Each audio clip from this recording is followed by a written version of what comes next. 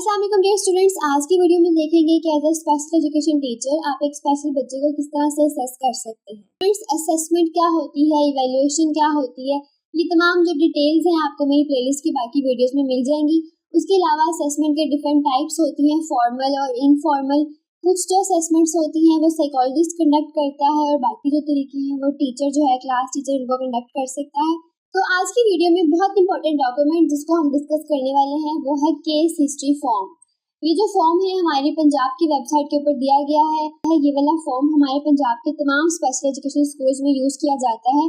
इसके जरिए से एक क्लास टीचर इजीली अपने बच्चे को असेस कर सकता है। तो स्टूडेंट्स, इस फॉर्म को पढ़ने से पहले मेरी आपसे छोटी सी रिक्वेस्ट है कि मेरी वीडियो को अपने तमाम क्लास फेलोज और फ्रेंड्स के साथ लाजमी शेयर करें, और अगर आपने अभी तक चैनल को सब्सक्राइब नहीं किया तो इसको लाजमी सब्सक्राइब कर लें। तो वीडियो को स्टार्ट करते हैं। जो केस हिस्ट्री फॉर्म है ये 6 पेजेस के ऊपर कंसिस्ट करता है और इस फॉर्म के 4 सेक्शंस हैं। इसकी सबसे पहले बायोडाटा आ जाता है इसके अंदर बच्चे का।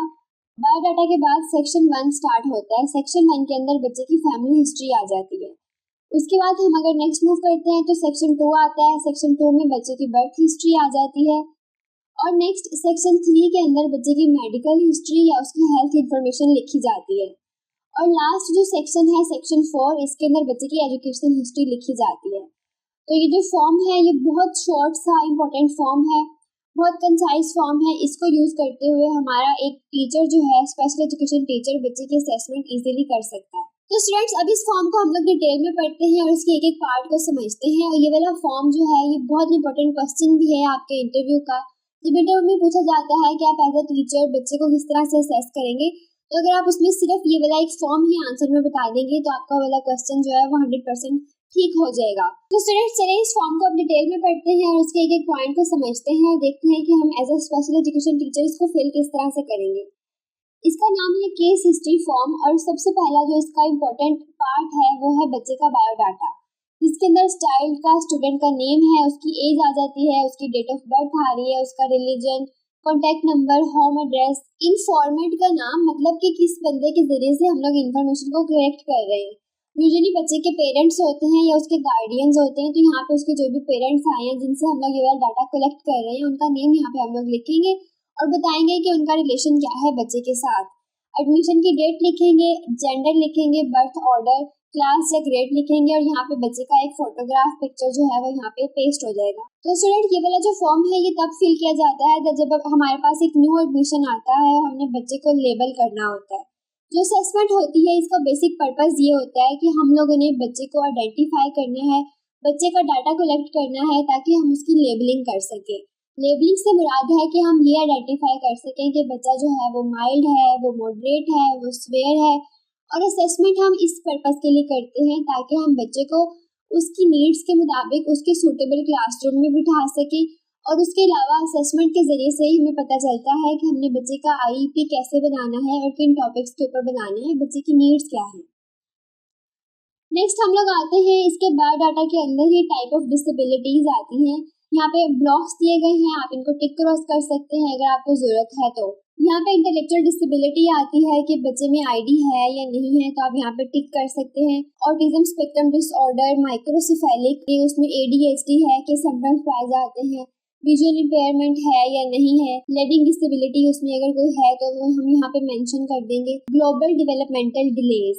ग्लोबल डेवलपमेंटल डिलेज का मतलब ये है कि बच्चे की उम्र अगर 5 साल से कम होती है, उस एज के अंदर अगर उसकी नॉर्मल बच्चों में से डेवलपमेंट कम होगी एक या एक से ज्यादा एरियाज के अंदर, तो उसको हम लोग ग्लोबल डेवलपमेंटल डिले कहते हैं। तो यहाँ पे हम वो मेंशन करेंगे। जैसे हमें पता है कि नॉर्मल बच्चा जो है वो 6 महीने की उम्र के अंदर बैठना शुरू कर देता है, तो उसके पेरेंट्स से हम ये वाली हिस्ट्री लेंगे। अगर वो बच्चा नहीं बैठना शुरू किया था 6 महीने में, वो 1 साल की उम्र में जाके बैठना शुरू किया, तो हम यहाँ पे लिखेंगे कि उसको बाकी ग्लोबल डेवलपमेंटल डिले था क्योंकि उसके जो माइलस्टोन्स थे वो बाकी बच्चों की निस्बत कम थे। Down syndrome, hydrocephalic, cerebral palsy और हियरिंग इम्पेयर्ड, ये तमाम चीजें हम बच्चे में देख लेंगे और मेंशन करेंगे अगर उसके अंदर कोई और डिसेबिलिटी पाई जाती है इसके अलावा। तो स्टूडेंट्स, नेक्स्ट हम चलते हैं सेक्शन 1 की तरफ जो कि बच्चे की फैमिली हिस्ट्री के ऊपर कंसिस्ट करता है।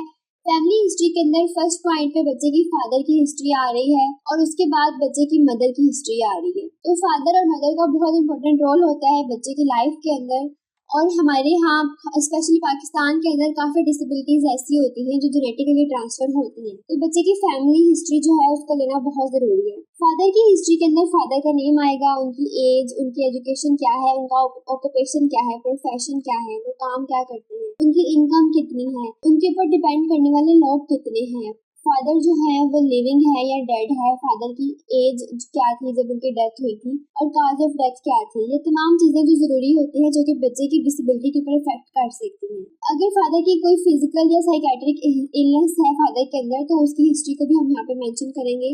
नेक्स्ट आता है एटीट्यूड क्या है बच्चे का, फादर का अपने बच्चे के ऊपर, कि फादर लविंग है, ओवर प्रोटेक्टिव है, केयरलेस है, हार्श है, या उसके अलावा किसी और तरह का एटीट्यूड किस तरह का है। फिर बाकी अपने बच्चों की तरफ फादर का एटीट्यूड क्या है। अगर एक फादर है और उनके 4-5 बच्चे हैं तो एक बच्चा अगर स्पेशल है तो हम ये भी देखेंगे कि बाकी बच्चों के साथ फादर का एटीट्यूड किस तरह का है और स्पेशल बच्चे के साथ किस तरह का है, कि कहीं ये रीजन तो नहीं है कि एटीट्यूड की वजह से वो बच्चे के अंदर कोई डिसेबिलिटी आई है। फिर रिलेशनशिप विद स्पाउस देखेंगे कि फादर का उनका जो पार्टनर है, इनके बच्चे की मदर के साथ रिलेशनशिप कैसा है। उनकी पर्सनैलिटी के कैरेक्टर्स को हम यहाँ पे बयान करेंगे और उनकी हिस्ट्री ऑफ ड्रग्स वगैरह यहाँ पे लिखेंगे। तो ये तमाम चीज़ें फादर की हिस्ट्री में आ जाती हैं। नेक्स्ट मदर की हिस्ट्री आती है, वो भी बिल्कुल सिमिलरली वैसे ही होगी। मदर की एजुकेशन क्या है, उनकी एज क्या है, वो काम क्या करती हैं, कितने लोगों के ऊपर वो